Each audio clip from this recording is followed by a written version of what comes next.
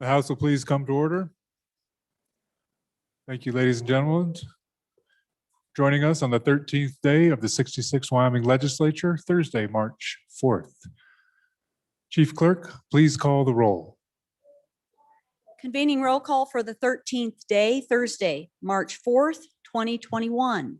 Andrew. Baker. Banks. Bear. Blackburn. Brown. Burkhart. Burt. Clausen. Clifford. Connolly. Crago. Duncan. Eklund. Air. Flitner.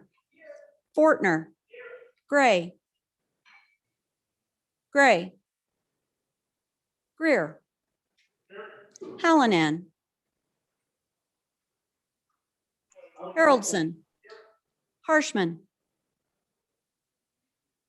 Heiner. Henderson. Hunt. Jennings. I will not do that again. Skinner. Here. Knapp. Larson Lloyd. Larson Dan. McGuire. Martinez. Nyman. Newsom. Nicholas. Oakley. Obermuller. O'Hearn. Olson. Ottman. Paxton. Provenza. Roscoe. Schwartz. Sherwood. Here. Simpson. Summers. Stith. Stivar. Sweeney. Walters. Washit. Western. Wharf. Williams. Wilson. Winter. Yin. Zwanitzer. Mr. Speaker. Chief Clerk, it appears we have a committee still out, so we'll hold the roll open. Members, if you'll join the Reverend Bob Thompson as he offers our prayer for the day. Good morning. Hear these words from Matthew 5. Blessed are the poor in spirit, for theirs is the kingdom of heaven. Blessed are those who hunger and thirst for righteousness, for they will be filled. Blessed are the peacemakers, for they will be called children of God. Let us pray. Almighty God, your glory shines throughout the world. We commend our nation and our state to your merciful care, that we may live securely in peace and may be guided by your providence. Give all in authority the wisdom and strength to serve you faithfully. Help them remember that they are called to serve the people of this state as lovers of truth and justice. God, you call us to be humble, to remember that we each are in need of your grace. Touch our hearts that we may receive you. You call us to long for a relationship with you, and by your grace, you have opened the gates to your kingdom. You have called us to live in peace with all people and to love beyond cultural boundaries. Lord, you have given us this good land as our heritage. Help us always remember your generosity and empower us to constantly do your will. Bless our land with honest industry, sound learning, and an honorable way of life. Save us from all violence, discord, and confusion, from pride and arrogance, and from every evil way. Though we come in many communities, make us a united people. God, we lift up to you the cities and communities that these representatives call home. We pray for peace and wholeness. Keep our neighborhoods free from social strife. Give each citizen strength of purpose and concern for others, that our communities can be shining lights on a hill, displaying the love of neighbor that you have called us to. Sovereign Lord, bless these representatives of the great state of Wyoming with energy and strength for the work that is before them today. The future of Wyoming will be shaped by the decisions they make. Guide them by your Spirit that they may do their work with wisdom and grace. Help them to consider each item through your eyes. May their decisions reflect kindness for those who are hurting, comfort for those who are troubled, and justice for the oppressed. May their work reflect the motto of our state, ensuring equality to all its citizens. God, I place each representative into your caring and strengthening arms. Keep them healthy and give them your peace, the peace that only you can give. And I pray all this in the name of Jesus Christ. Amen. Thank you, Reverend. Please join us in the Pledge of Allegiance.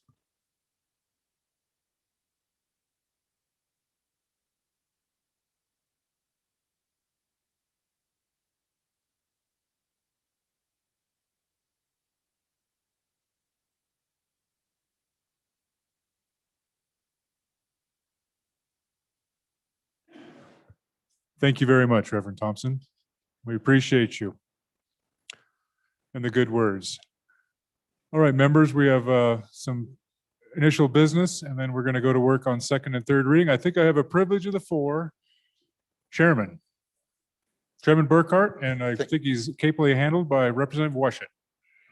Thank you, Mr. Speaker. Privilege of the floor, please. Please proceed. Thank you. Ladies and gentlemen, Representative Washut and I are honoring a tradition. This isn't required, but we'd like to recognize all the new members, those serving their first year.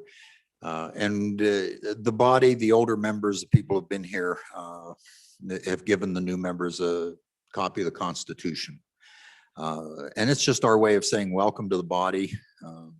We're glad to have you here. So thank you for your service and serving. Mark.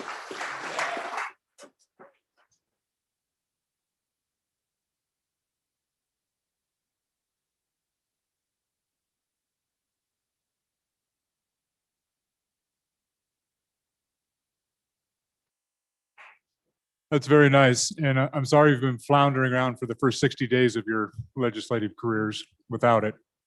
No, we do appreciate it. You got it on the 13th day of your first legislative session, so I hope that's something you'll remember. Thank you very much, Chairman, Representative Washut. All right, Journal Committee report. Your Journal Committee reports that the Journal of March 3rd, 2021 has been read and recommends that it be approved. Representatives Provenza and Haroldson.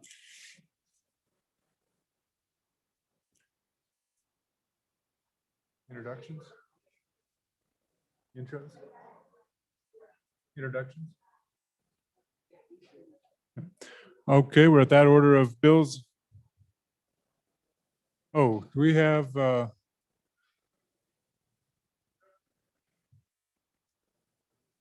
a committee just returning now, so we'll go ahead and complete the roll call. Thank you, Chairman Harshman. Baker. Gray. Hallinan. Harshman. Henderson. Jennings. Roscoe. Sweeney. Excused. Yin. Gray. Excused. Oh. Gray is here. We have 59 present, 1 excused. Thank you very much, Chief Clerk. Thanks for the good work of our committee. Next order of business is reading and introduction of bills.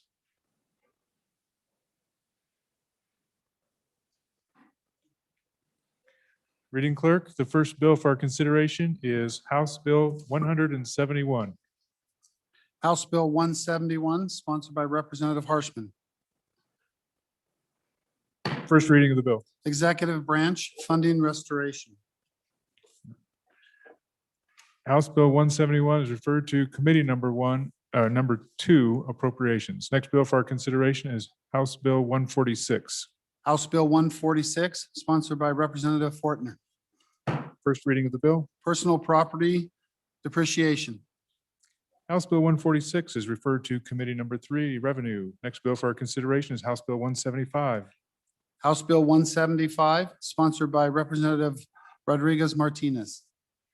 First reading of the bill. Suicide Prevention 2. House Bill 175 is referred to Committee number 4 Education. Next bill for our consideration is House Bill 70. House Bill 70, sponsored by Representative Rodriguez Williams. First reading of the bill. Abortion, informed consent. House Bill 70 is referred to Committee Number 10, Labor. Next bill for our consideration is House Bill 134. House Bill 134, sponsored by Representative Gray. First reading of the bill. Human Heartbeat Protection Act.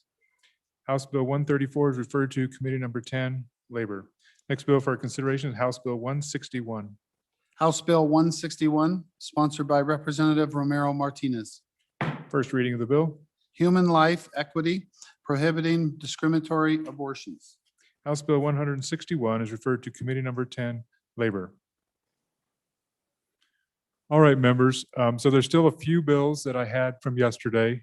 Some of them are for Rules Committee, some of them are for, obviously, the appropriations bill comes directly to the floor. But I want to show you what I received this morning as I came in.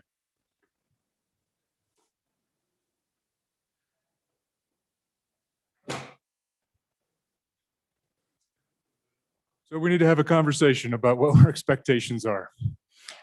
That's the bills that literally came off the internet and were delivered this morning. I mean, were available for us to introduce this morning at about 7:45. So obviously the chief clerk and I have got some work cut out to sort through and figure out how to do that. So I will probably be asking some of you for some assistance, i.e. what are your priorities? So be thinking about that. All right, next order of business is reports from standing committees. Mr. Speaker, your committee number 1 Judiciary, to whom is referred House Bill 33, Interference with Public Contracting, respectfully reports same back to the House with the recommendation that it do pass with the following amendments. Ayes, Representatives Craigo, Larson Dan, Oakley, Rodriguez Williams, Washit, Swanitzer, Noes, Provenza, Representative Yin, Representative Olson, excused. Representative Washit, Chairman. Mr. Speaker, your committee number 2 appropriations, to whom was referred House Bill 121, state-funded capital construction.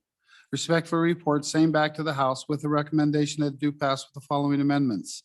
Ayes, Representatives Kinner, Larson Lloyd, Nicholas, Schwartz, Simpson, Stith, Walters.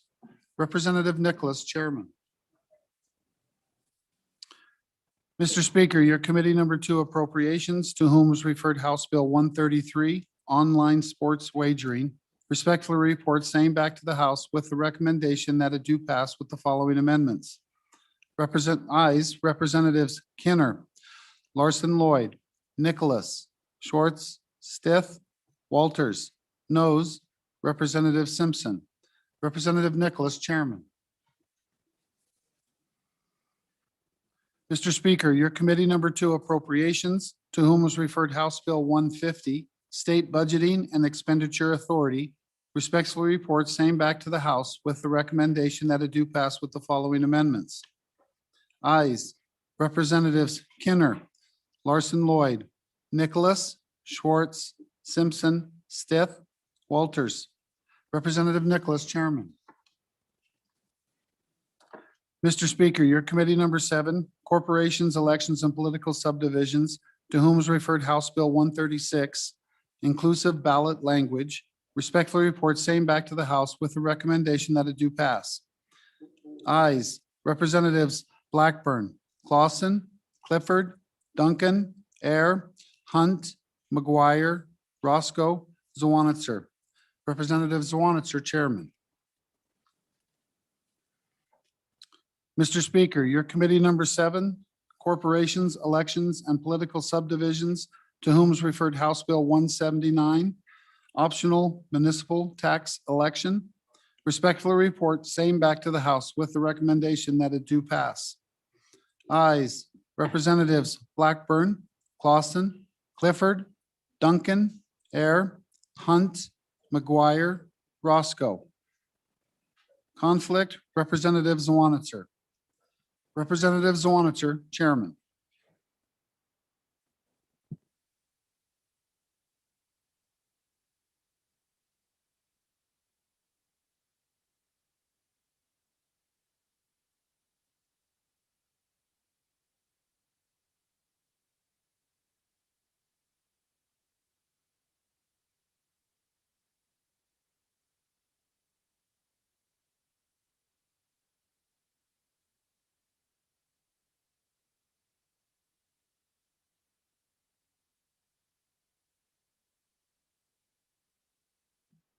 All right, had a little clerical thing we want to clear up. Chairman Zwanitzer, did you want to do a re-referral? Thank you, Mr. Speaker. I'd like to re-refer two House bills, House Bill 156 and House Bill 169 to your committee number 6, TRW. Thank you. House Bill 156 and 169 are therefore re-referred to committee number 7, travel. 6, committee number 6, travel. My apologies. From 7 to 6. All right, we're at that order of business of bills on second reading. The first bill for our consideration is House Bill 54.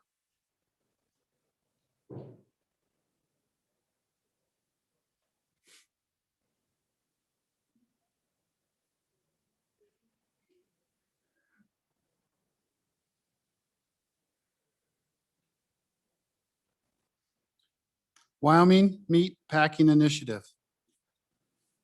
An act relating to agriculture and economic development. House Bill 54 having been read 2 separate times, the question is, shall the bill be read a third time? Hearing no objection, it is so ordered.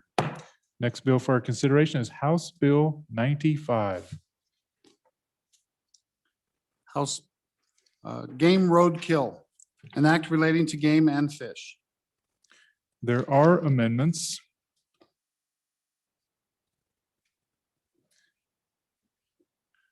First Amendment.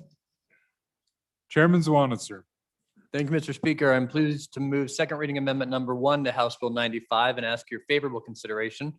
What the amendment does is you'll see, as you'll remember from the bill, there are 3 different procedures currently that allow you to take a road-killed animal: the scientific educational permit, the what we'd call a donation certificate upon an immediate hit, or if you saw an animal hit.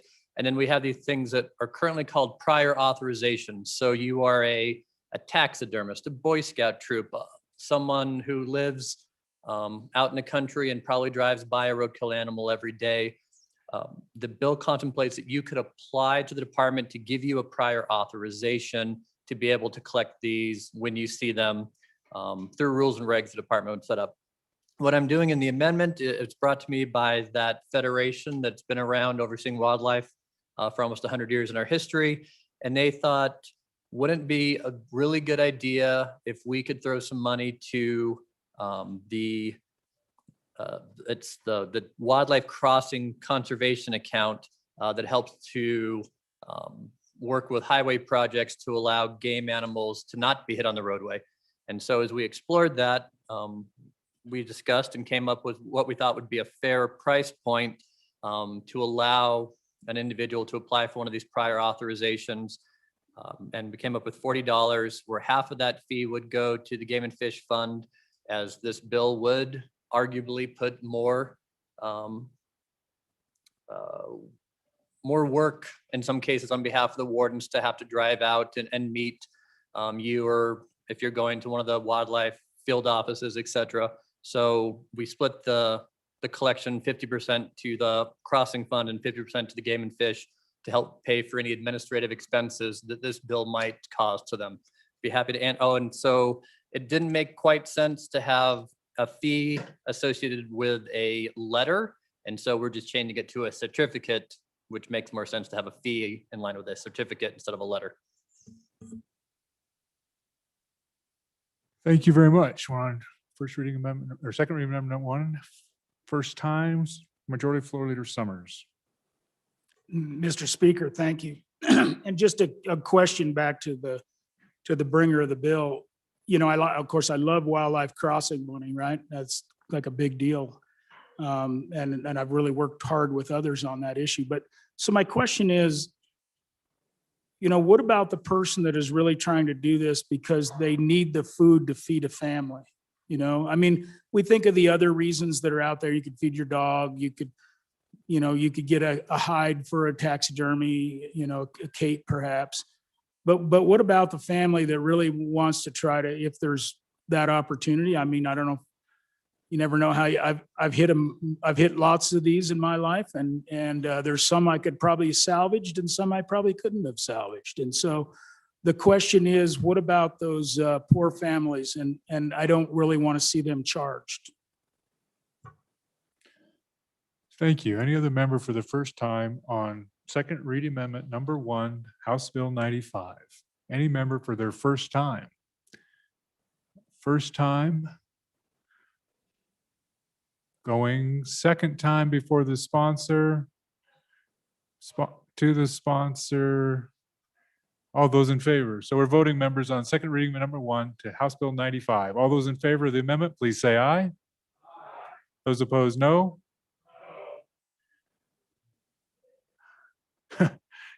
Yeah, thank you.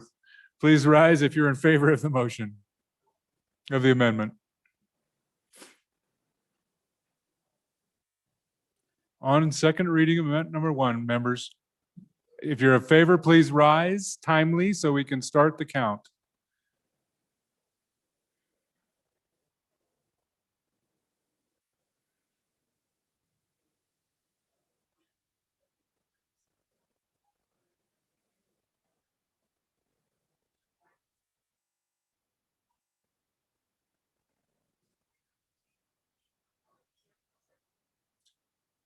I suppose. Nope. All those opposed?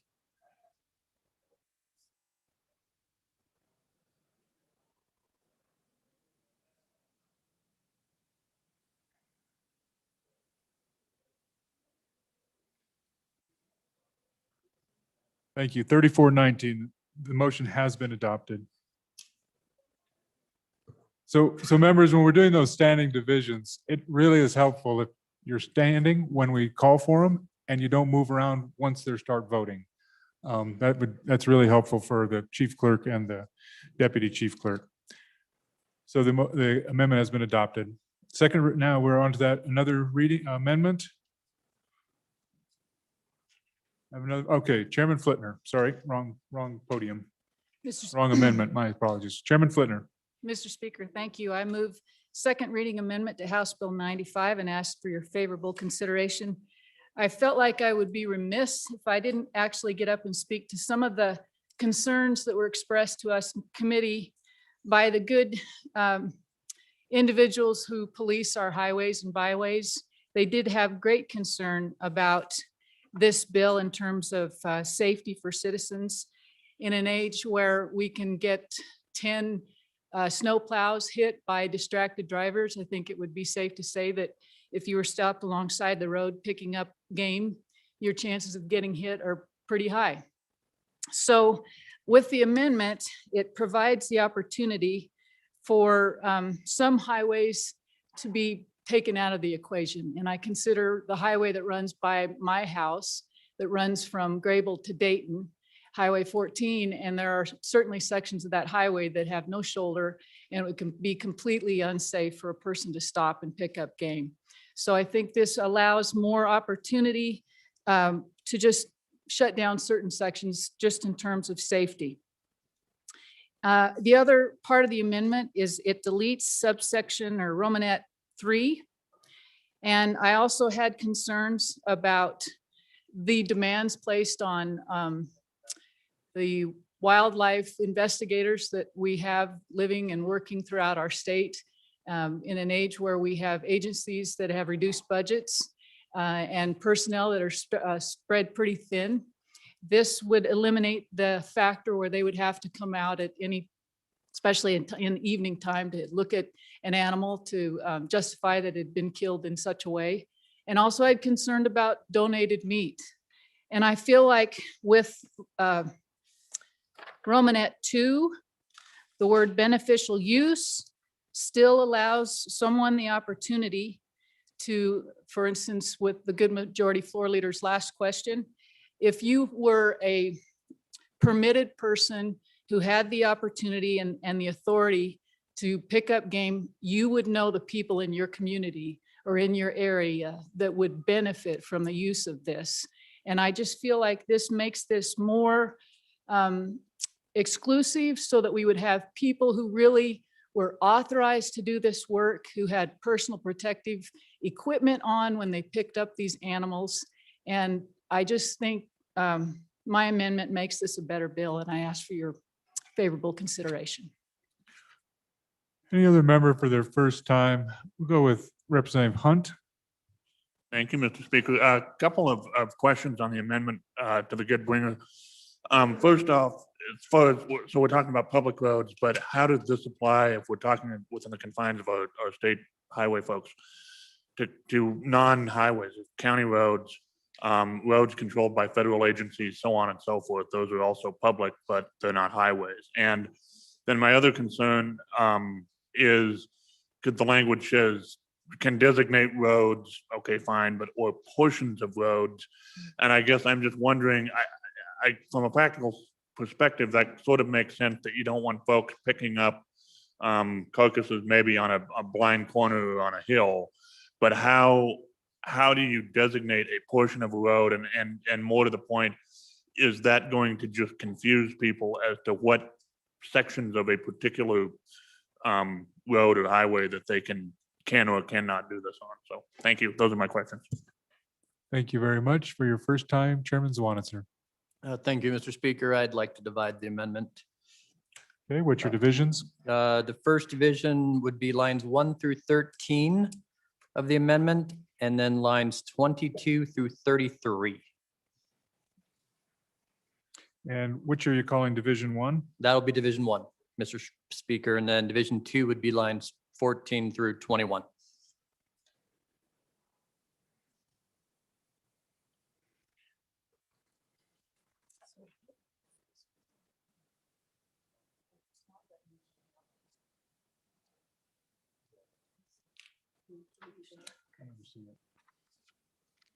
Just a moment, Mr. Chairman.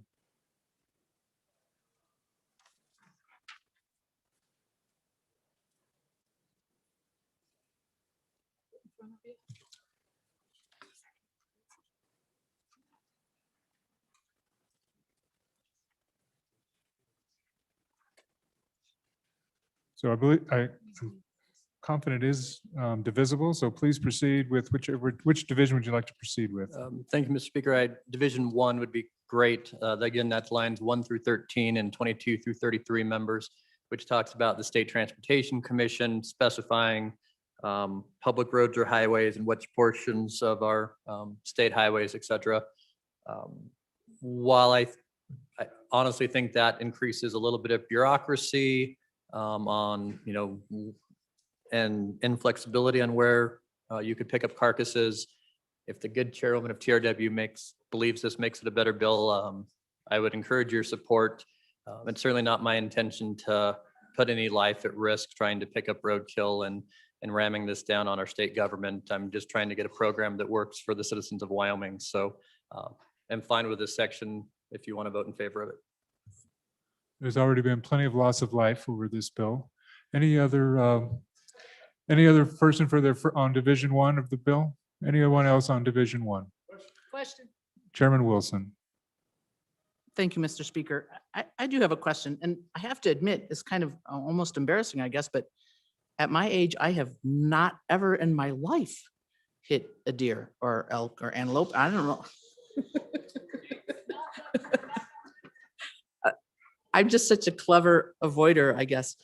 But this, I don't, if I did and wanted to meet, unless I have a map of all the roads marked in my car, I will just assume that I might be on the wrong part of the road and avoid picking it up because I won't know if I'm in the right place or not.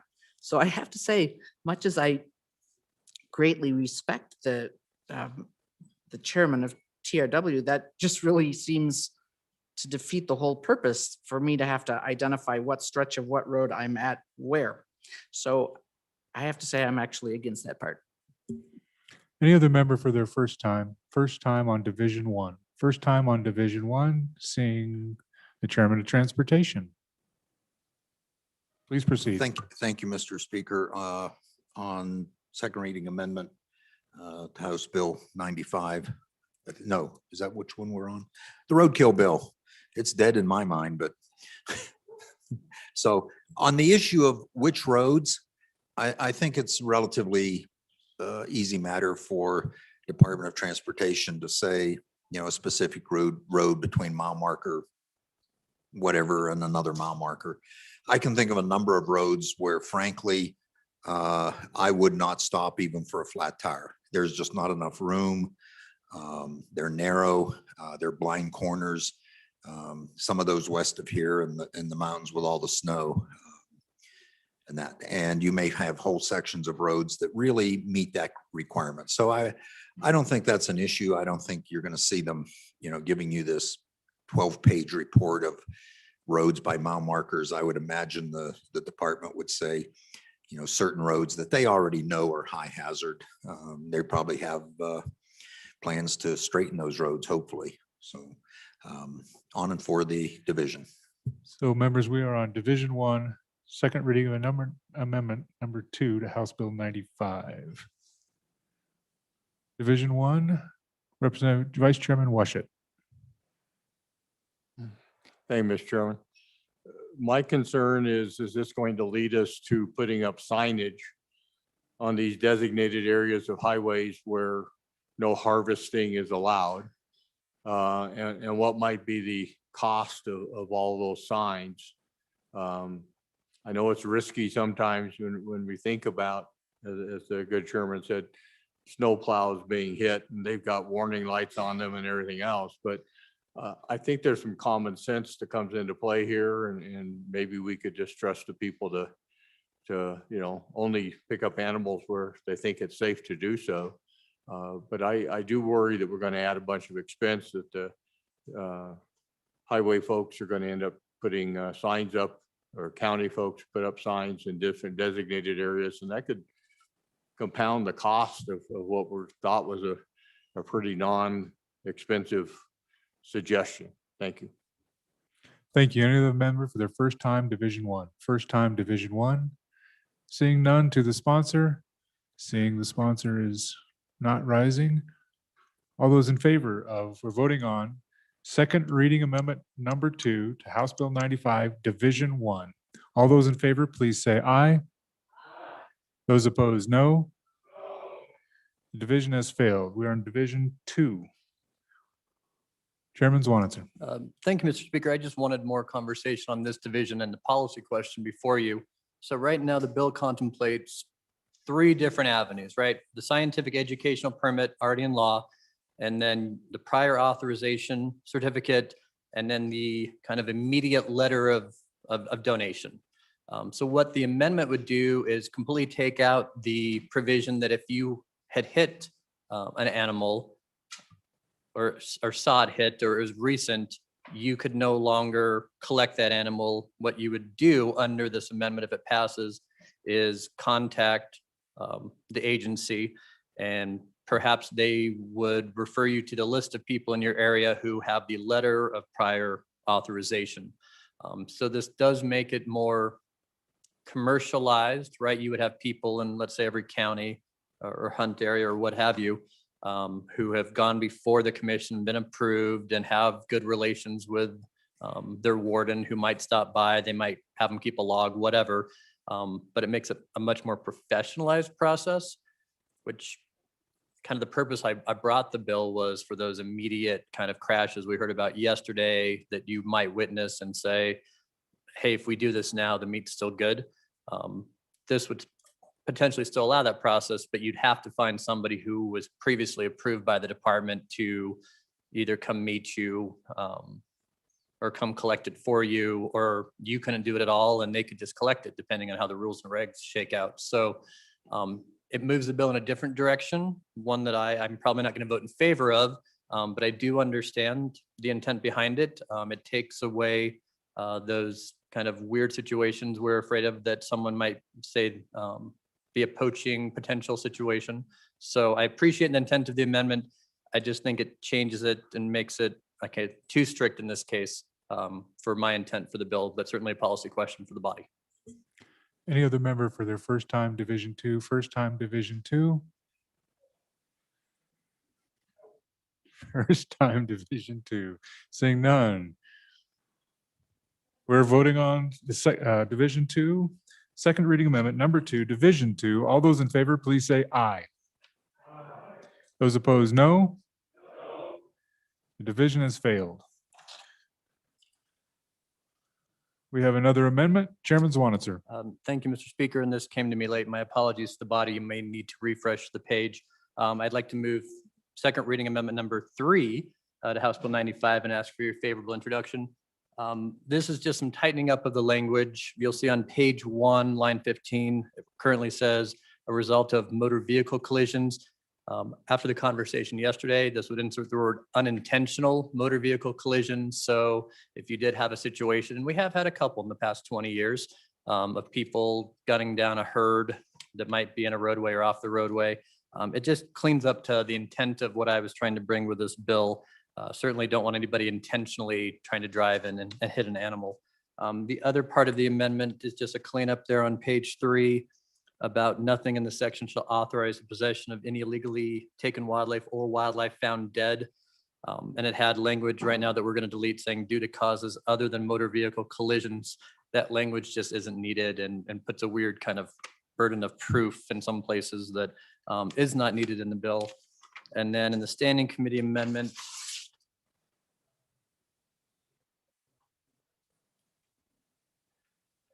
we add one other thing in the standing committee amendment about collecting the whole carcass. Our wildlife agency just wanted to help specify that meant really truly meant the whole carcass, entrails and all. So just that provision in statute that says when we say you got to take it all, we really mean everything, not just parts. So you can't gut it, let's say, in the side of the highway and leave part of it behind. So I hope it's a cleanup amendment. Not the right term to use after I just made that explanation, but would encourage your support. Any other member for their first time? Second reading amendment number 3. Anybody for the first time? First time. Seeing none. Any member second time? Nope. We are voting on second reading amendment number 3 to House Bill 95. All those in favor, please say aye. Those opposed, no. The amendment has been adopted. House Bill 95, having been read 2 separate times, the question is, shall it be read a third time? Hearing no objection, it is so ordered. Next bill for our consideration is House Bill 111. Access to anatomical gifts and organ transplants, an act relating to healthcare. Having been read 2 separate times, the question is, shall the be read a third time? Hearing no objection, it is so ordered. All right, we're at that order of business on bills on third and final passage. First bill for our consideration is House Bill 38.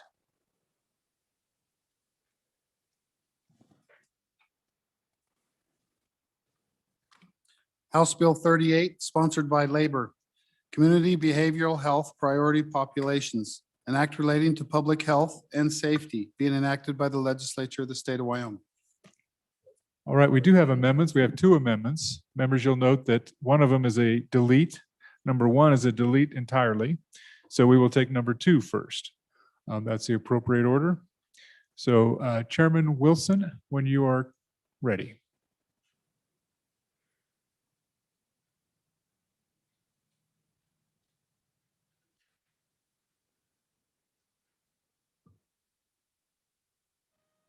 Sorry, Mr. Speaker, still working on thinking about deer. Mr. Speaker, I move third reading amendment number 2 to House Bill 38 and ask for your favorable consideration. And folks, this is actually just a cleanup one that was brought to us by the drafting folks. If you remember back, we had a committee of the whole to take out the sunset, and there was a lot of carry through language. And this is just actually a tweak that was brought to me by the attorneys on page 2. And hopefully I don't have to explain all the little bits because we stood there, the attorney and I stood there in the hall kind of waving papers and pencils at each other. So we will just trust the attorneys and believe them that this is good. So please vote aye.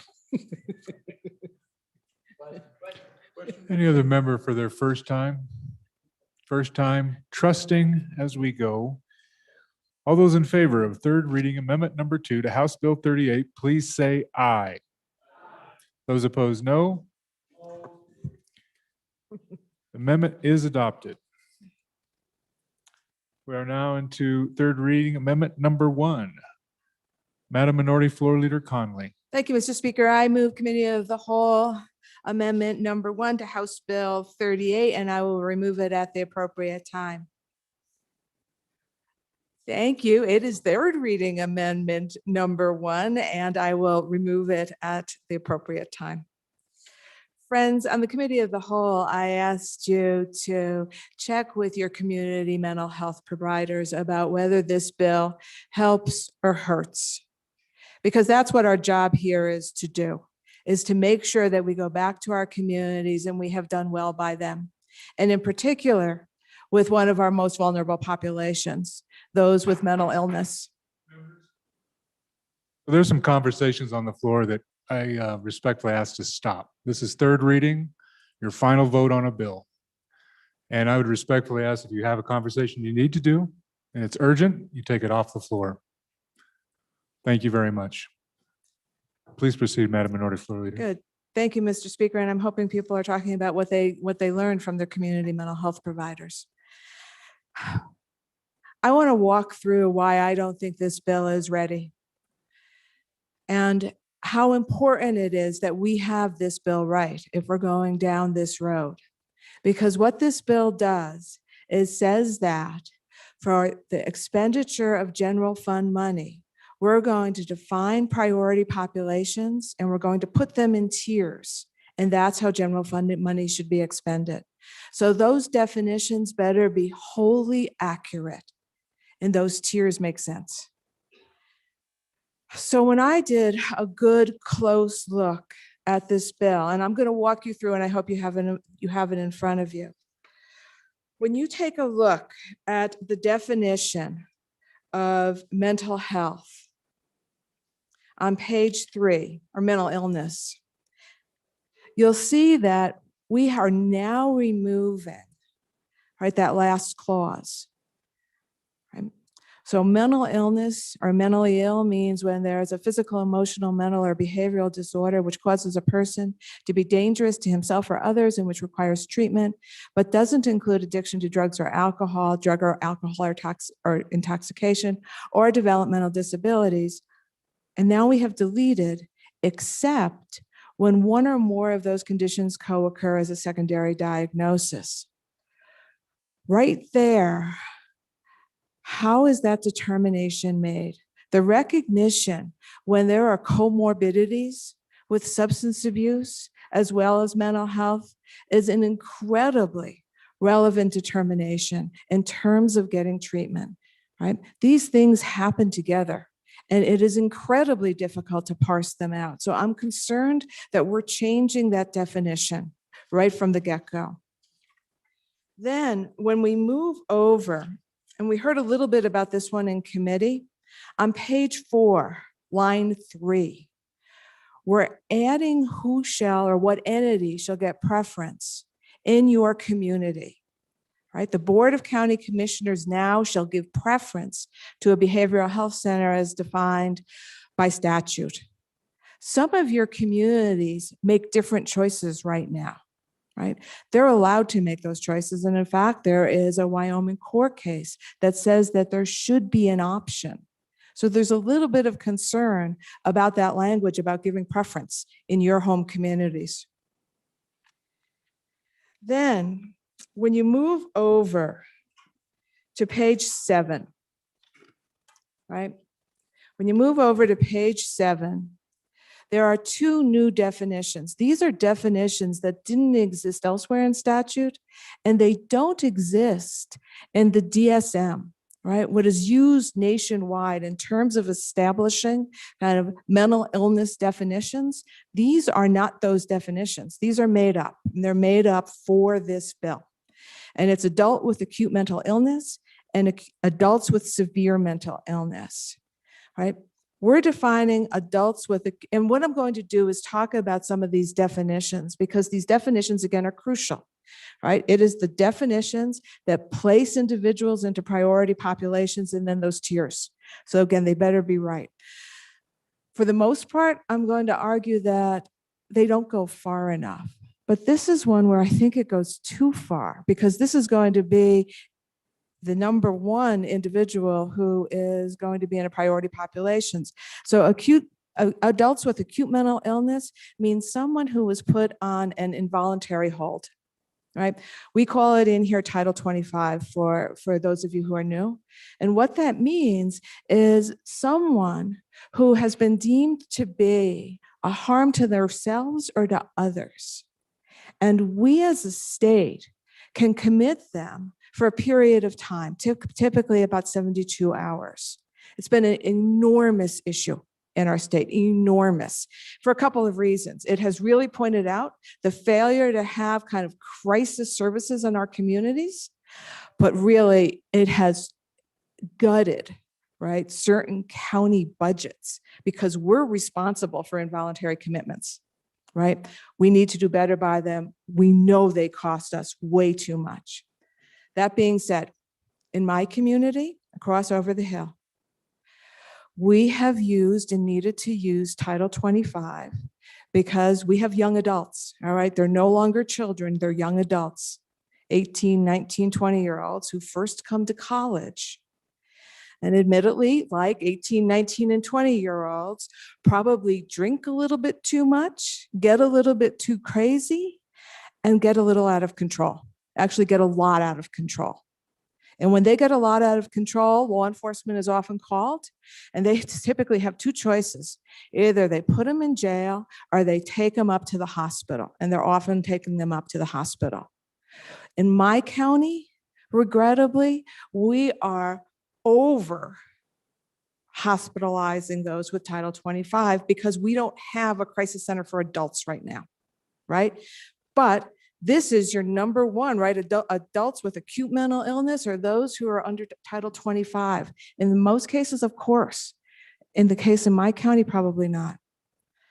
Adults with severe mental illness is the next one. And again, that is a definition that has been made up for the purpose of this bill that requires, right, that requires our mental health institutions, our community mental health institutions to now decide whether someone can't meet their needs for food, shelter, and medical care.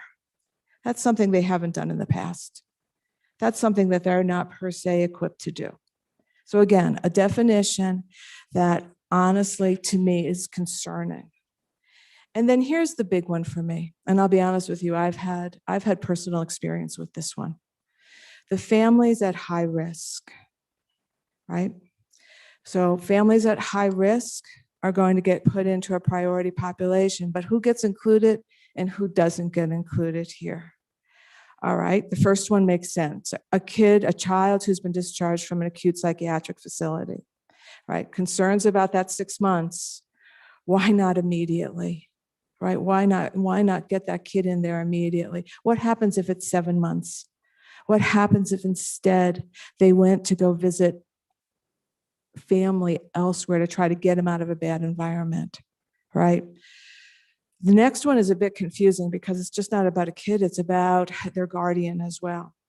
But with this one, a child or the parent, legal guardian, or other immediate family member, right, as defined by a rule of the Department of Family Services. So now they have to be involved with DFS.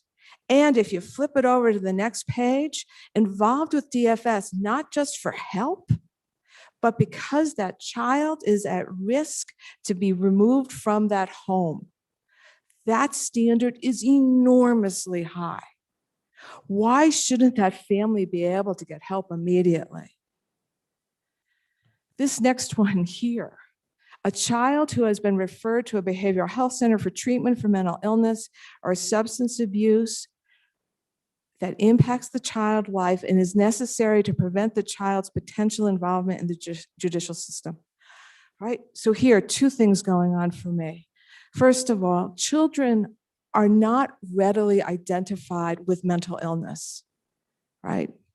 Lots of mental illness doesn't manifest until older teenage years and young adulthood, but there's lots of evidence going on ahead of time. But kids are not given that diagnosis. And then there has to be a determination that it's necessary to prevent the child's involvement in the judicial system. So what does that mean? You think the kid's going to be arrested? The kid has been arrested. That's no longer potential. This one really concerns me because what I think about is that family that is desperately trying to get help for their kid, right? Who is, for example, skipping school, smoking pot, breaking curfew, but it hasn't been involved, but they know something is going on.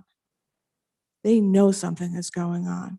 And all of a sudden, that family doesn't get to walk in and be assessed and somebody say, oh yeah, we're getting you in here, right? We're getting you in here because we know you need help. We know you need help. And instead, it goes down to general access population. So that's what I have thought about, and that's what I have learned in terms of thinking about these definitions and how we are telling our community mental health centers that now they have to evaluate everyone who walks in the door and put them into one of these categories in order to be moved up to be a priority population in a tier 1. I'm going to ask you to vote no on this. I think more work needs to be done. And honestly, we need to get as many services out to our communities in this regard rather than take them away. And what I have heard, not just from my own community, but from elsewhere, there is great concern that people who need help in our communities are not going to get it.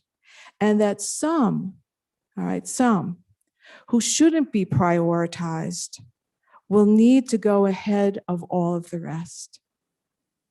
So with that, I would ask you to vote no. Thank you, Madam Minority Floor Leader. Chairman Wilson for your first time. Thank you, Mr. Speaker. On and against the amendment and for the bill. I've tried to take notes as best I could here. First, I'd like to point out on page 3, if you have your bill in front of you, the change of the definition of mental illness to take off the co-occurring alcohol intoxication is under Title 25. You can see over on page 2, line 14, that section is in Title 25, not the mental health statutes.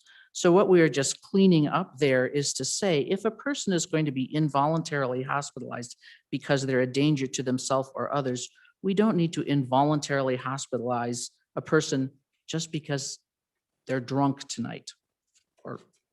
So that's what's happening. It's very clear. It's important to see that that's Title 25 and not the rest. Let me just move on then to page 7.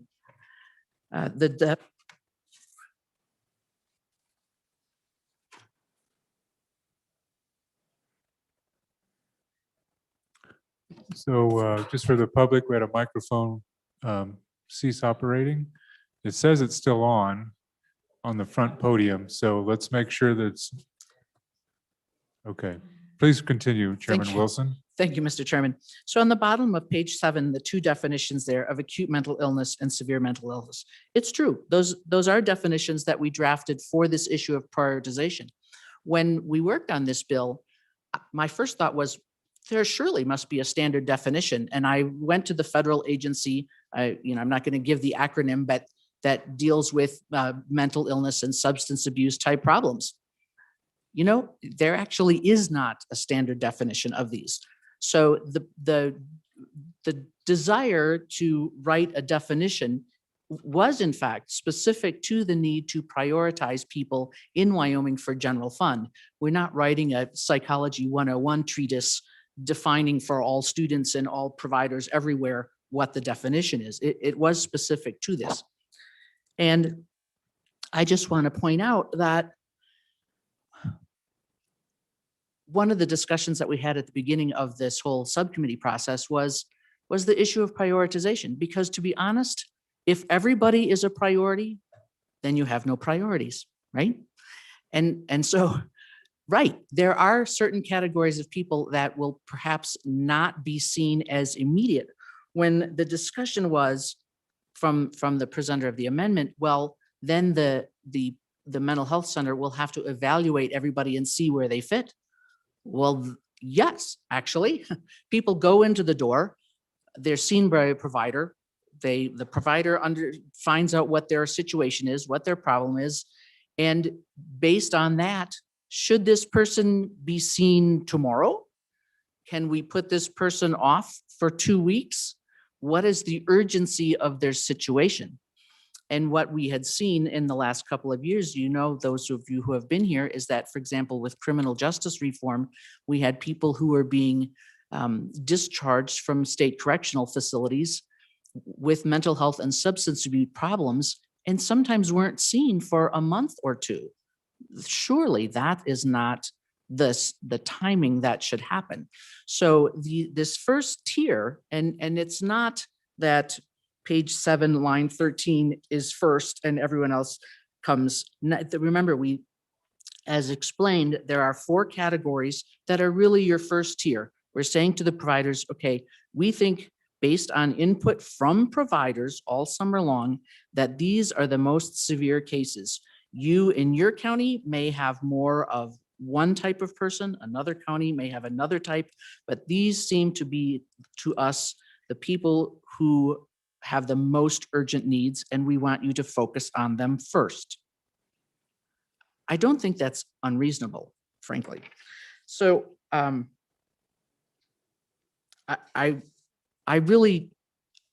just think it's important for us to consider what we're saying here. Is it important for us and for providers to see the most severe cases first?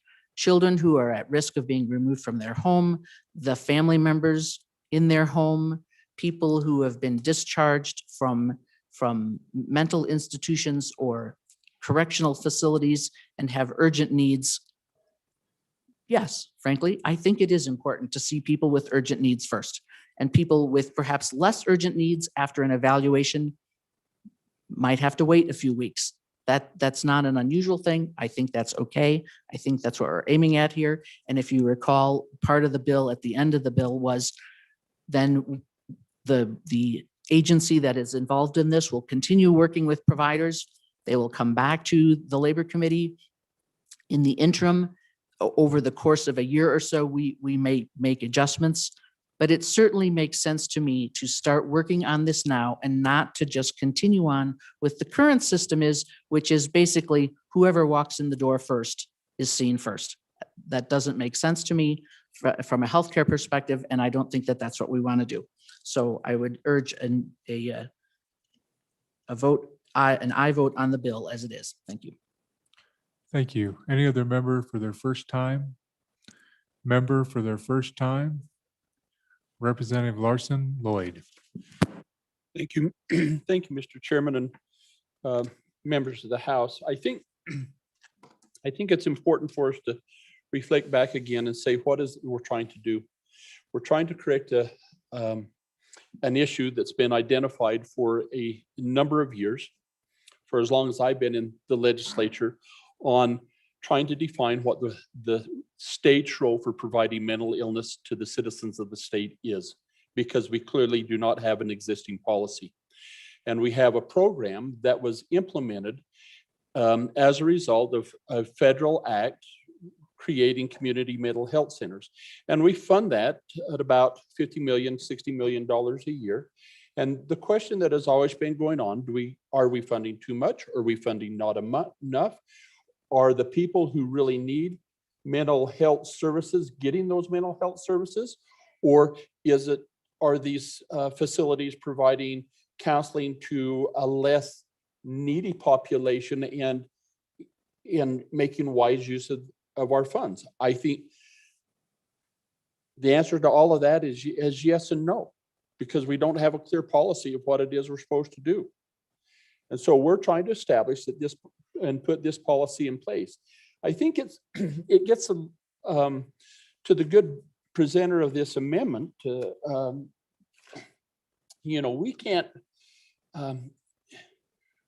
We shouldn't mess too much with what the definitions are saying. And so when we hear it said that on page 4, that the Department of Board of Commissioners shall give preference to a behavioral health center And we all gasp and think, how could that be? Why would we just give preference to one? Is because that's in response to the concerns that we've heard from county commissioners all across the state that Title 25 costs to them are too much. And as we try to get intervention and try to divert people away from Title 25, the costs on the county are problematic. So we put into place a gatekeeping process a couple of years ago that allows the county or other places to try to divert people away from Title 25 placements. And that's been done largely through our community mental health centers. With this, we're saying these are a priority population and we want to divert them away. And if they use the community mental health centers, go on down the page to where it says no behavioral health center designated under this subsection shall charge a fee back to the county. That's what we're trying to prevent. So if I lived in a community where perhaps there might be an institution of higher learning, and maybe you did have some kids that were going out and indulging in activities that perhaps landed them in a position they didn't want to be, why would we want them to go to a hospital? I think we've heard an example that maybe too many of them were ending up in a hospital. That's why it becomes a priority population. Why not let a community mental health center step in there and divert them away from there and say, okay, got this kid from Lander. Shouldn't have done that. We think he's fine. We don't think he needs to go to the hospital.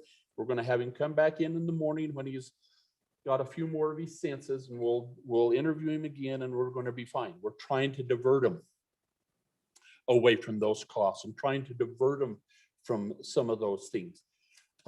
It's interesting that under our current establishment, we have these silos with the Department of Health, Department of Family Services, and you have some populations critical to the success of our state, which is our families, where sometimes there needs to be some intervention to keep the families together. Currently, that is really ambiguous in the ability of the community mental health centers to try and protect and keep families together. And so when you look at the definitions as recently identified, that says, and it was suggested that with a GASP, that a child who's been discharged from an acute psychiatric facility within the previous 6 months, why couldn't we treat them immediately? Well, you can, and certainly you would want to. It's just saying there's a time frame here within the last 6 months. If that was yesterday, if that was an hour ago, great.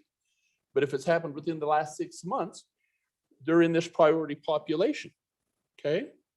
And so when you go down there, and so there's a couple of challenges on the family part. One that comes under the judicial portion, okay, and then ones that we're trying to keep out of a judicial component, which is children that may have been that are just have come to DFS. They've not been. There's no judicial decree, but the agency knows that this kid's in trouble. They know that this family may be in trouble. They're a priority population. We want to keep that family together. They're a priority population to get services, where under our current situation, they are not. And so we're trying to put them in place and keep them together and prevent separation. We heard testimony from the agency that oversees juvenile protective services, saying, finally, these are a priority that we can, and we know that we can refer them to receive the counseling that they need. That's exactly what we're trying to do, is establish who these priorities are. And as I think that the good chairman from Labor and Health pointed out, we do need to set what the policy of the state's going to be. Now, the other critical component of this bill is, once we establish the policy, if you go back in the bill to section 4, This year, then the department and those professionals that are in our communities that provide these services are going to then figure out and come back to us on the structure of this reimbursement and how this works to make it successful. We're not trying to eat the whole elephant at this setting, but we are trying to put into place the policy that says for general fund dollars, we've identified populations that need to be served first. And that's what this bill does. Okay, now that's helpful in two cases. In a case where you are short of funds, maybe perhaps like we're experienced now, to say if there's a limited number of dollars, these people need to be served. Or I would also argue that if you were in a situation where you had a lot of money, rather than waste the money, wouldn't you want to say prioritize and deliver those services in a manner that's set by policy? That's what we're trying to do here. I would encourage you vote. Of course, the amendment will go away, but I would encourage your support for the bill. It really takes us moves us forward in mental health, because this mental health thing is real. We need to address it. We need to have a policy in place that gives clear direction for our community mental health centers to govern it. Thank you very much. Any other member for the first time? Representative Stiver. Thank you, Mr. Speaker. On and for the amendment, against the bill. You know, I believe this is going to put Wyoming at risk with increased recidivisms and restricting patients' choices. It's going to create a policy that a lot of Wyoming residents or some Wyoming residents are not going to be able to get the services they need. We also have got the Chris S. agreement out there from years ago that says you cannot lower the standard or set priority populations. The associations I've talked to and worked with, they don't like this. They really didn't get a voice to talk about this.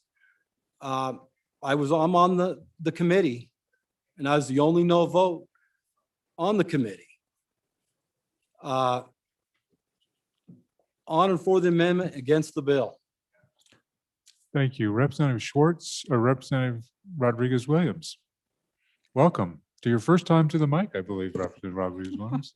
No, second time. I remember earlier time. Please proceed. Thank you, Mr. Chairman. In support of the amendment and in opposition of the bill, and I stand in agreement with my colleagues from House Bill 13 and House District 13 and House District 12. I oppose the bill because it creates priority populations. And I also have concerns too about the definitions that are used within the bill. Thank you.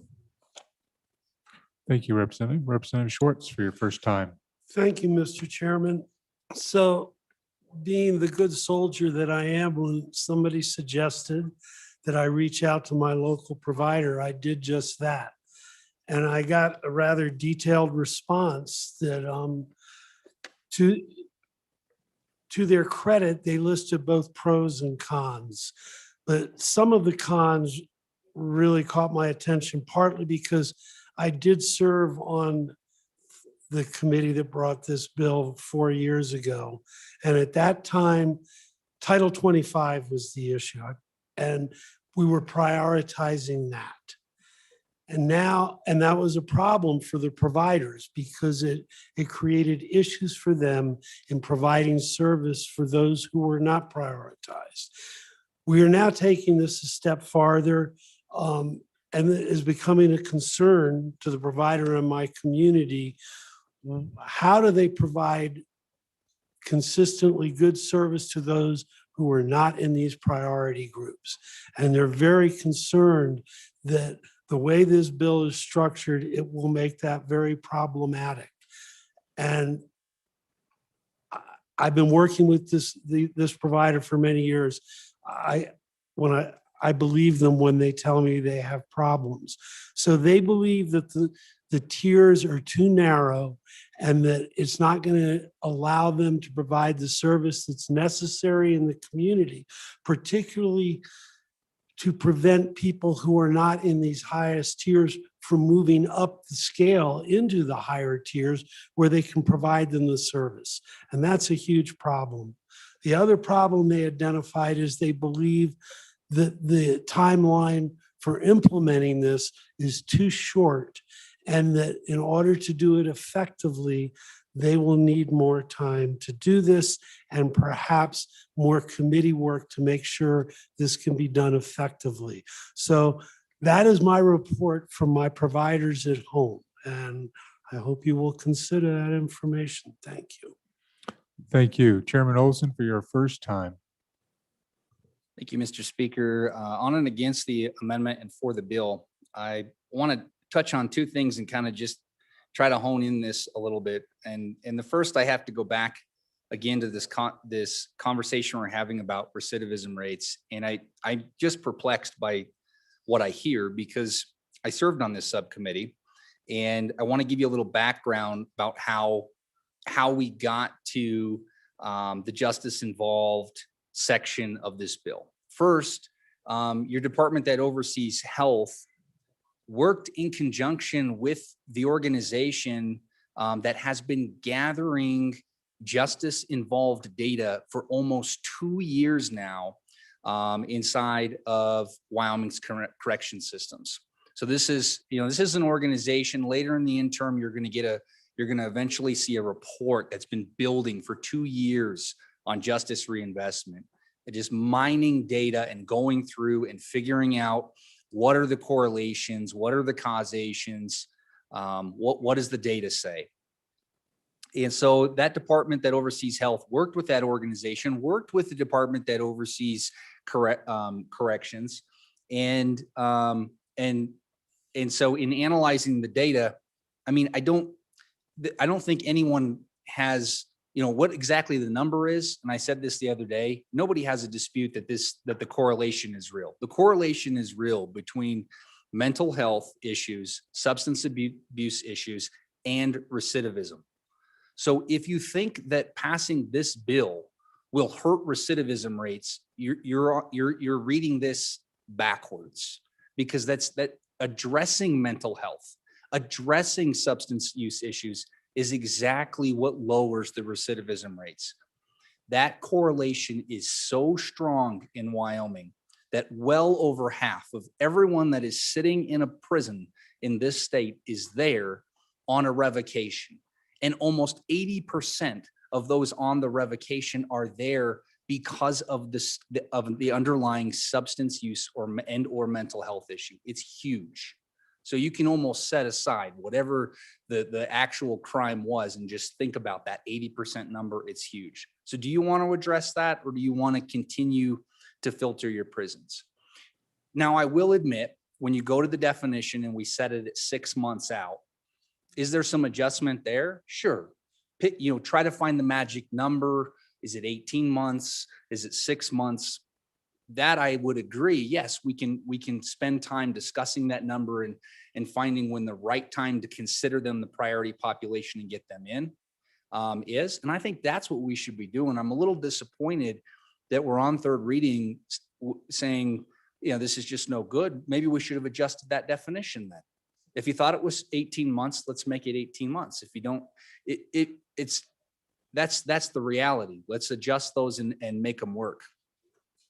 So that's on the recidivism point. I just really want to plead to you, body, that if you want to spend more general fund dollars, vote against this bill, because that's what's going to happen. You're going to continue to grow that 80%. You're going to continue to see revocations if you don't address this as a high priority population. And so then let's talk about priority, because that's really what, if you want to distill this entire bill down, and I think the good chairwoman of Labor and Health said it just perfectly. If you don't prioritize, then you don't have priorities. So what do you have? Just general access. That's what you have. And so you have in front of you a policy decision that prioritizes populations with a limited amount of resources. That's our only option. So fiscally, general access, maybe your community, maybe your local communities will make a better decision. Maybe they won't. That part perplexes me too, because they were stakeholders at the subcommittee. They were there.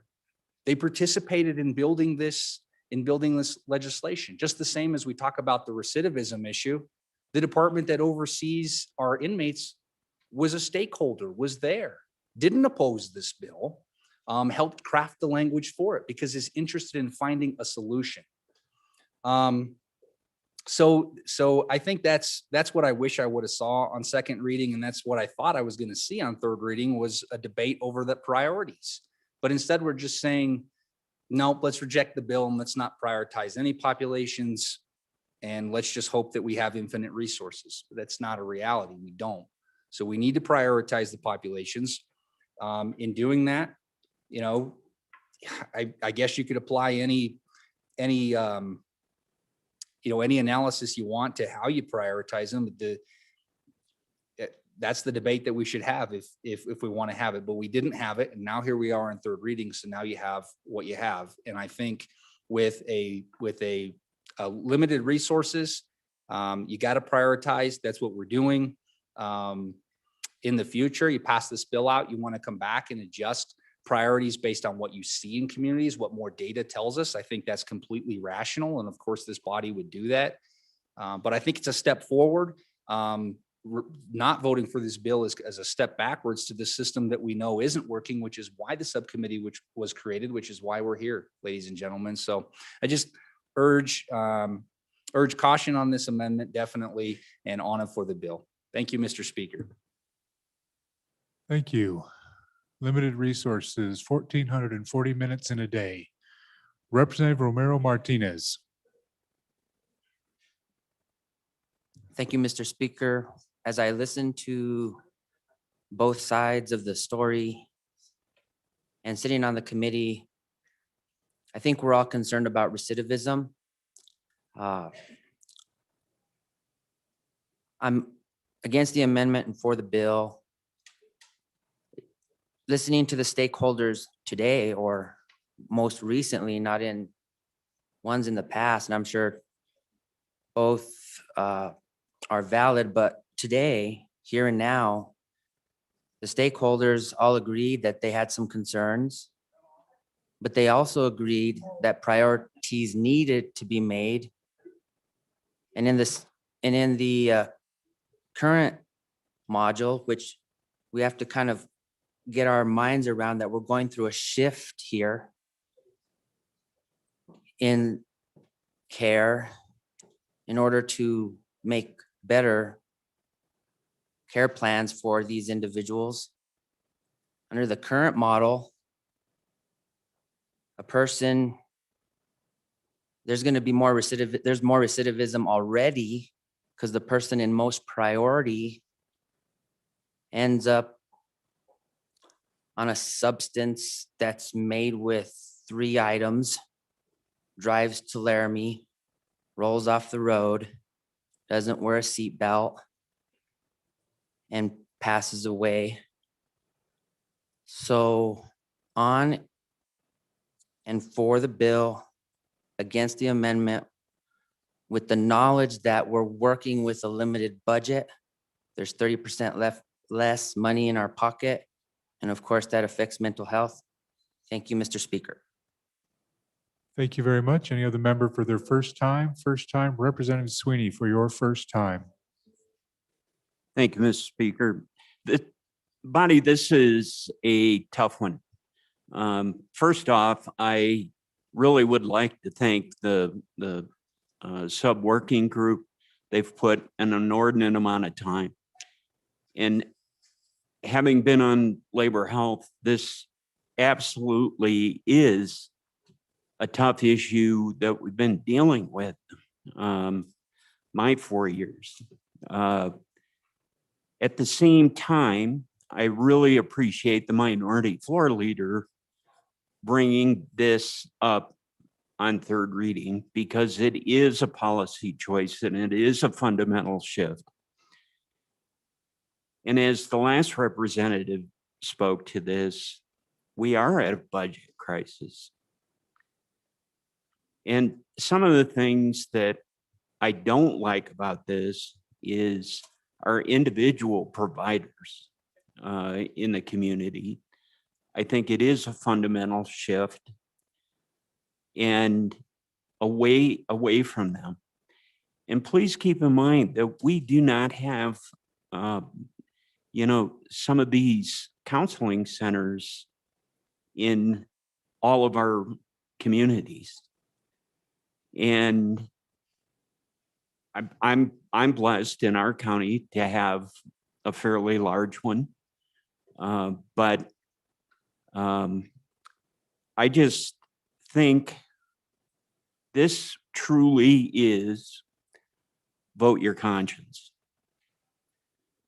This bill is a tough one, and I'm still not totally sure how I'm voting. So, but I urge you to really think about this one. Thank you, Mr. Speaker. Thank you. Any other member for their first time? Member for their first time? Representative Ottman for your first time. Welcome. Thank you, Mr. Speaker. As a new member on the Health and Labor Committee, this is a big bill. And in my county, we have a lot of this issue going on through the Department of Health, through Title 25, through the school districts, through law enforcement, and it is a big deal.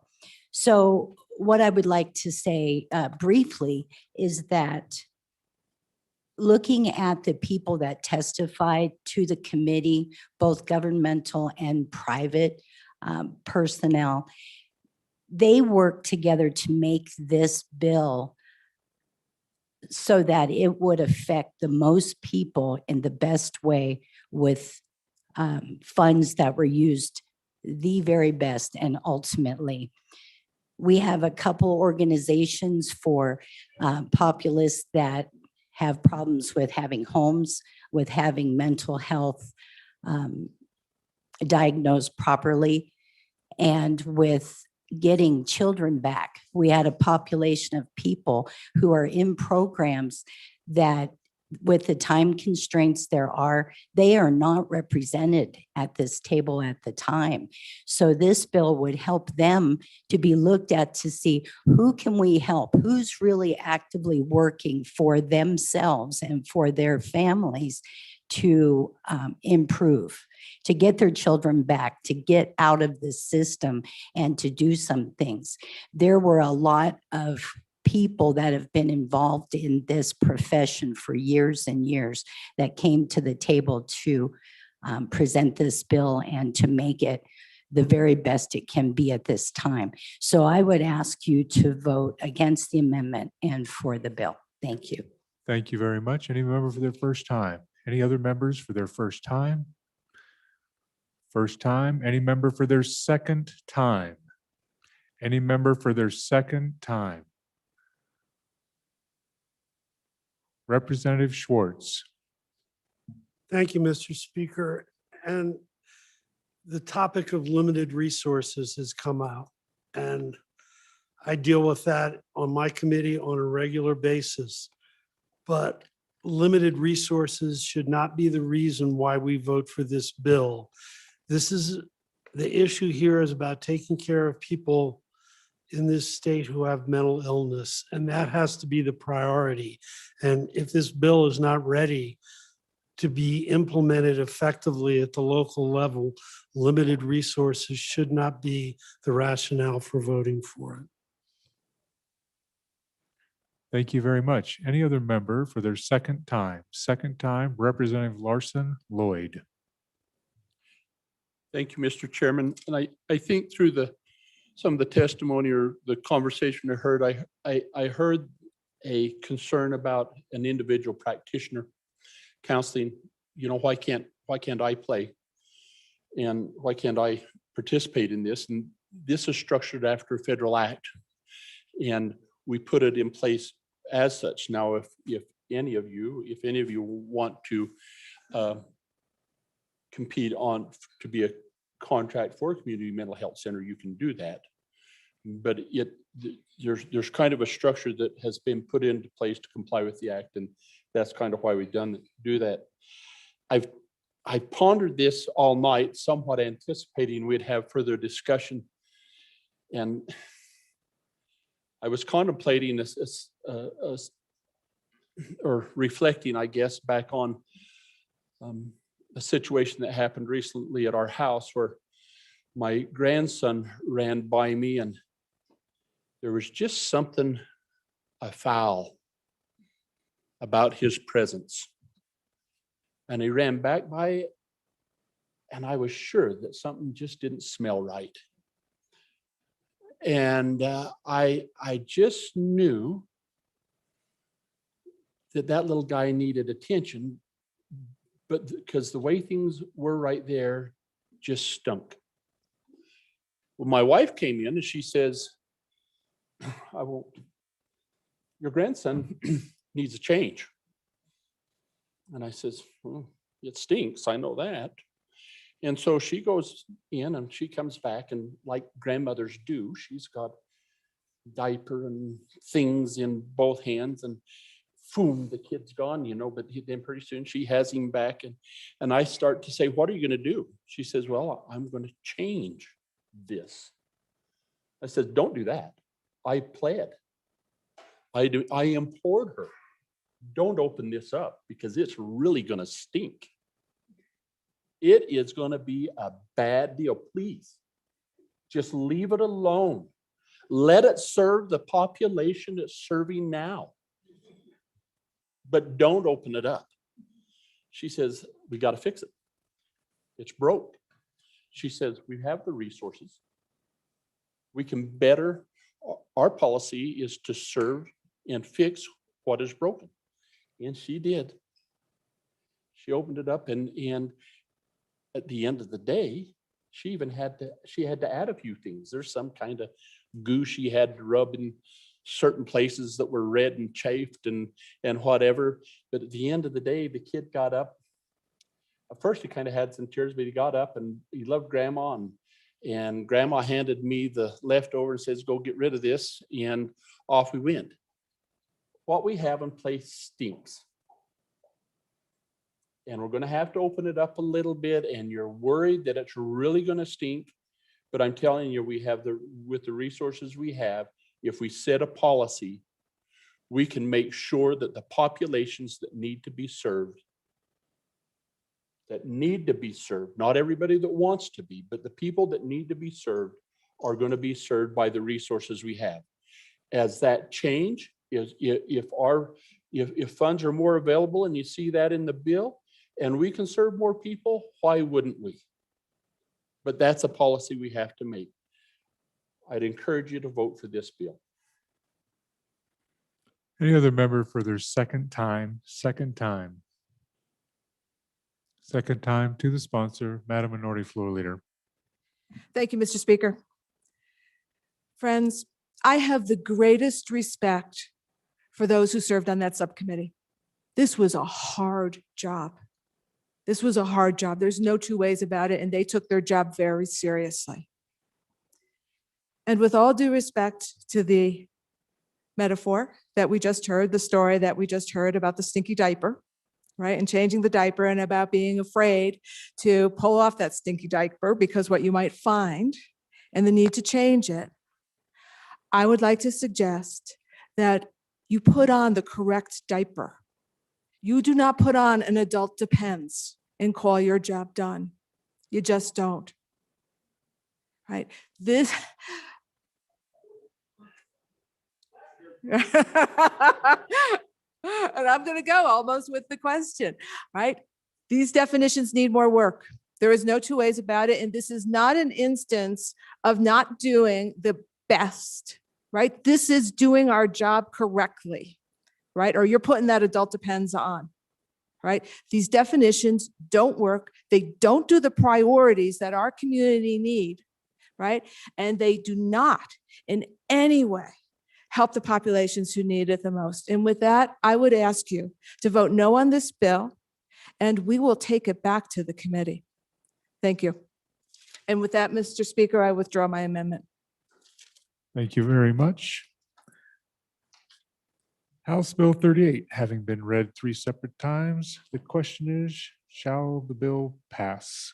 Chief Clerk, please call the roll. Andrew. Andrew. Baker. Banks. Bear. Blackburn. Brown. Burkhart. Burt. Clausen. Clifford. Connolly. Crago. Duncan. Eklund. Air. Flitner. Flitner. Fortner. Gray. Greer. Hallinan. Haroldson. Haroldson. Harshman. Heiner. Henderson. Hunt. Jennings. Kenner. Aye. Knapp. Larson Lloyd. Larson Dan. McGuire. Martinez. Nyman. Newsom. Nicholas. Oakley. Obermuller. O'Hearn. Olson. Ottman. Paxton. Provenza. Roscoe. Schwartz. Sherwood. No.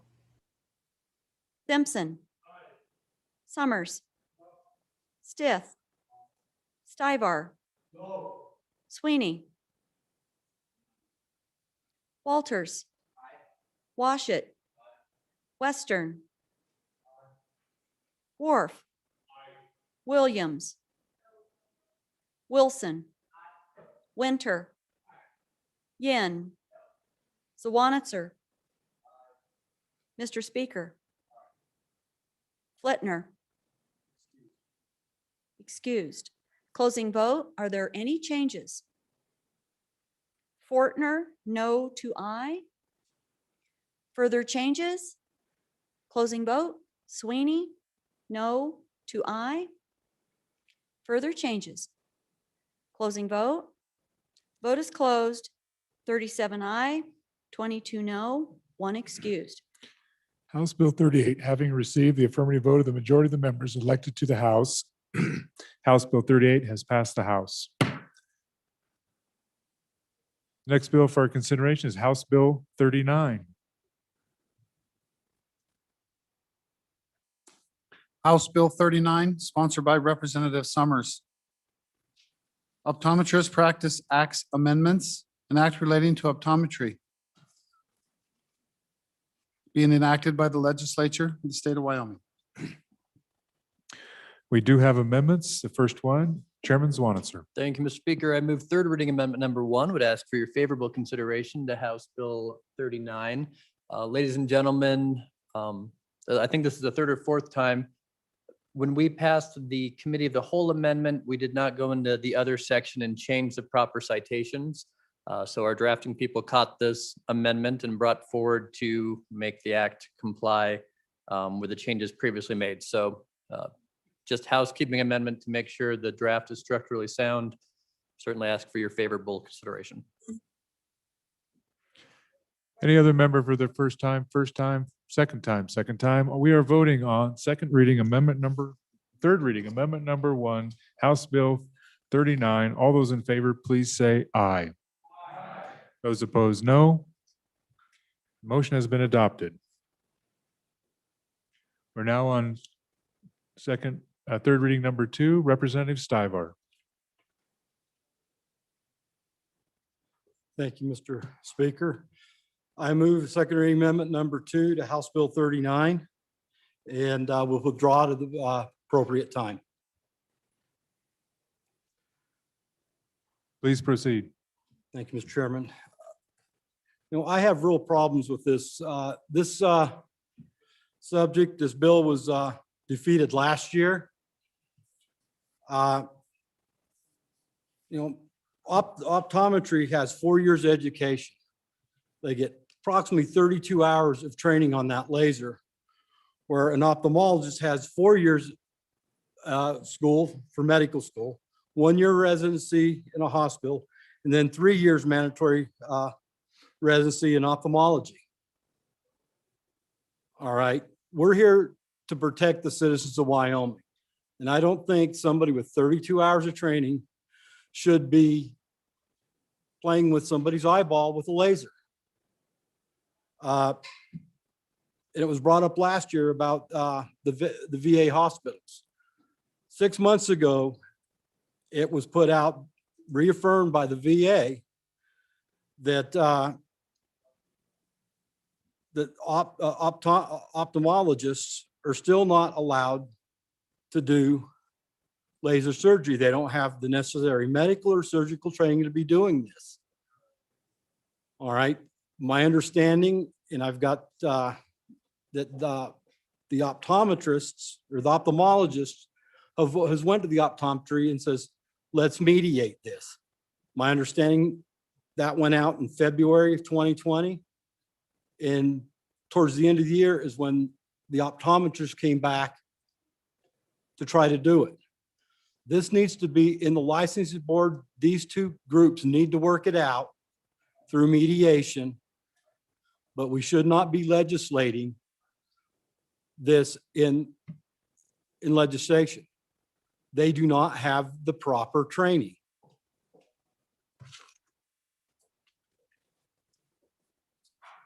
Thank you. Any other member for their first time? First time. Representative Hallinan, the good doctor, please. Well, thank you, Mr. Speaker. I rise in favor of the amendment and against the bill. And the reason for that is that we're talking about a part of the training and a practice of a group of people, the ophthalmologists, and we don't know what they have the expertise in. We don't know what the training of these optometrists, what that allows them to do. So we need to look to the people that do those procedures now to give their approval for them to be transferred to another group of folks. And it seems to me that doing anything other than that is just a cram down by the legislature on these practitioners.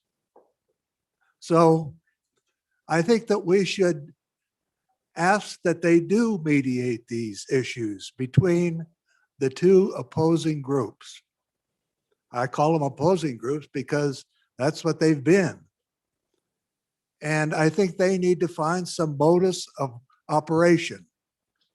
And then we can approve whatever they come up with. Short of that, I think we should vote down this bill. And I think we have evidence that they have not worked together to come up with a mediation of these issues. So for that, Mr. Speaker, I am in favor of the amendment and against the bill. Thank you. Thank you. Representative Hunt, for your first time. Thank you, Mr. Speaker. Against the amendment and for the bill. A couple things I've just heard in the last couple minutes. First off, I don't think this is a cram down. I think this has been a well-written, well-researched, very well-developed and thought-out bill. Okay, I think that this has been very well put together, regardless of whatever disagreement there may be within the industry. This is not a cram down. Secondly, no one is playing with anybody's eyeballs. Both sets of folks, optometrists and ophthalmologists, have both had a great deal of schooling and a great deal of training. And I think I said this a reading or two ago. I've known my optometrist for 20 plus years, and I implicitly trust him in whatever procedures and methods that he offers. All right. And if I am not comfortable with that for whatever reason, I'll go somewhere else. But I believe that our optometrists, even though they are not specifically eye surgeons in a broader sense, they are very well trained in their profession. And I trust that if there's a new piece of technology or if there is a new procedure that has come to their attention, they will go get the proper training needed to perform those procedures. And, you know, and this piece of legislation on top of all that is especially vital to our smaller communities because I represent one of the communities I represent, well, actually a few of the incorporated towns, but one of the county seats I represent does not have an eye doctor. They've got to go elsewhere. And, but the case in point is that when it comes to eye surgery, much of my district, well, all of it, would have to either go out of state to Rapid, to Nebraska, I don't know where, probably to Billings, or we can allow this bill to pass and allow some of these procedures to be done in-house in our smaller communities. This is a vital necessity to some of our residents living in rural areas of the state. So like I say, I respectfully push back on a couple of the prior comments. And I think that this is a bill that needs to be addressed, and its time has come. So please vote aye on and against the amendment. Thank you. We still have conversations on the floor, and even though they may be bipartisan, I'd like them to be taken off the floor. Thank you. Chairman Eklund. Thank you, Mr. Speaker. I'll try to be brief. I have some experience in what we're talking about. As far as the two groups, you will never get them together on this. They're not going to sit at the table and agree on it. Each has their own opinion. And I could be wrong, but I doubt it. I just don't think they ever will agree on the thing. The same thing happens in my own household. So I have some experience with a disease that causes blindness. It's pressure in the eyeball that presses against the optic nerve and damages the optic nerve. My grandmother and my mother were both blinded by this disease. So I go to the best medical, not just any ordinary ophthalmologist. I go to a specialist on occasion to check this disease. And fortunately, actually, my mother and grandmother were affected far before I was, and I haven't had this problem. But on my wife's side of the family, they have none of this. And so we argue as to whether everybody should really be going here or there, and we go our separate ways. And I think what was said by the new member, he's not really a freshman, but he's here in this room for the first time. He was appointed mid-season. He said people need to have a choice and need to take care of their own health care. And I think that is central to the whole thing. I said that about the pandemic we're involved with, and I'll say it about eye care. You better take care of yourself the best way you should. And this was reiterated again by the past chairman of agriculture as well. So that's kind of what my opinion on the thing. We're not gonna fix these two groups, that's for sure. Thank you, Mr. Chairman. Members, I want to remind you that if you are at a microphone, the folks that are standing behind you are seen. So as I was watching, the folks were watching Chairman Eklund, there were folks behind him, even though they were outside the bar, but they were very visible with I couldn't hear them obviously, but their activities were very visible. So please pay attention to where you're standing because you may be in the mic and your activities may be available to the rest of the world. Representative Haroldson for your first time. Thank you, Mr. Speaker. I think that an amendment that came out in the last reading really clarified an issue, and that was the board's approval of procedure. We have these boards for a reason. We need to trust their ability to regulate what's going on in an industry, and in a procedure course. And so we've placed this back into their hands and saying, if you feel that they have proper training and proper ability, then we give you freedom to give them proper authority. And I think that's what we need to get back to, is understanding that's been given. We could see it here all day long, but at the end of the day, probably none of us really know what's going on when it really comes down to the eyes. But there are boards and there are doctors that do, and we are not giving optometrists the ability to do LASIK or anything of that nature. We're saying, hey, these are simple things that could be very much eye-saving procedures, or just simplicity things. And I want to bring one more up that we're talking about here. And one of them is just the simple, like skin tags or something like that. You know, a more elderly population, they don't want to have to travel down to Fort Collins to have that done.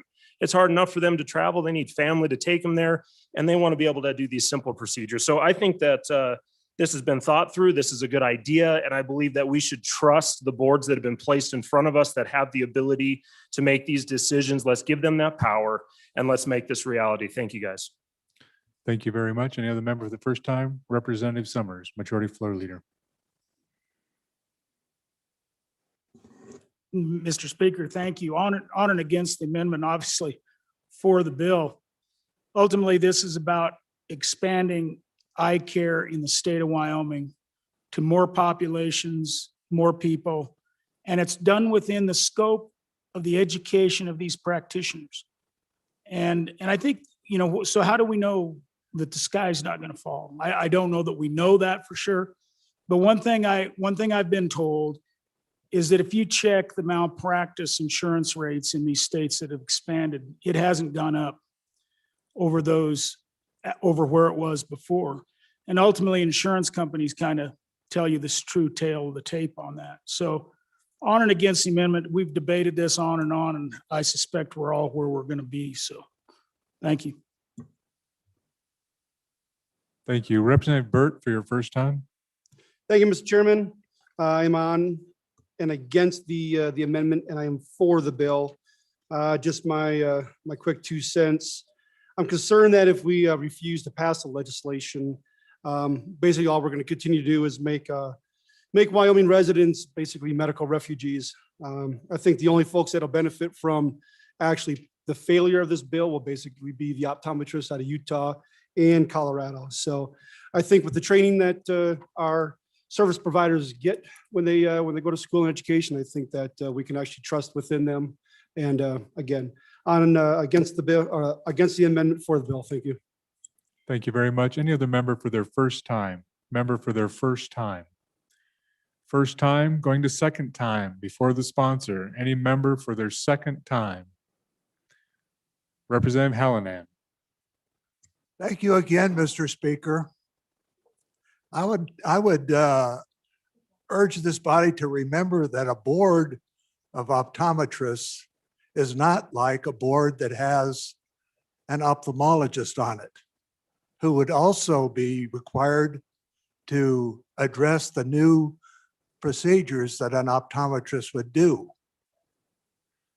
I have also gone to an optometrist ever since I was 12 years old. That's about 60 years now. And they corrected my lenses. And that was their practice in those days. But now we're talking about new procedures. And new procedures are things that are in the expertise of the ophthalmologists. And I think we need to have these folks come to some kind of conclusion that is acceptable to both parties, because they have to work together. Optometrists have to refer to ophthalmologists. And it's very important that they work together. I can say that as a physician. I had to work with surgeons and orthopods and various types of practitioners.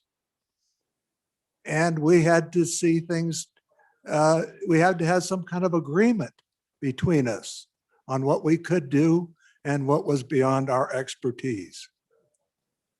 And I think that this is a very important thing, that we would at least Maybe force these people to work out their agreements.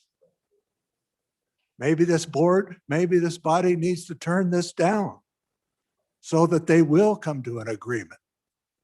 Otherwise, this opposition will probably continue on into the future.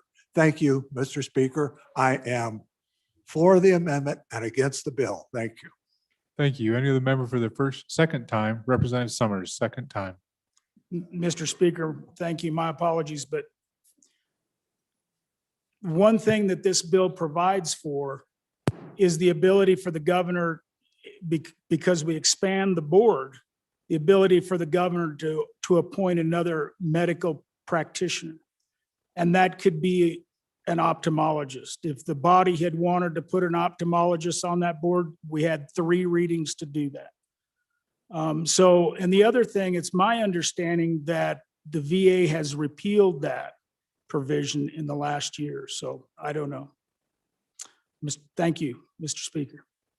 Thank you. Any other member for their second time? Second time.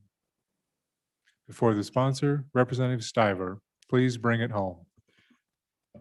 Thank you, Mr. Speaker. I urge a no vote on this. Again, the VA reaffirmed the policy August 31st, 2020. All right. There's 5 states out there now, or 4 states. I believe a 5th one's Alaska that's just allowed this. They're all from the eastern part of the state, but the one state down there on the south end,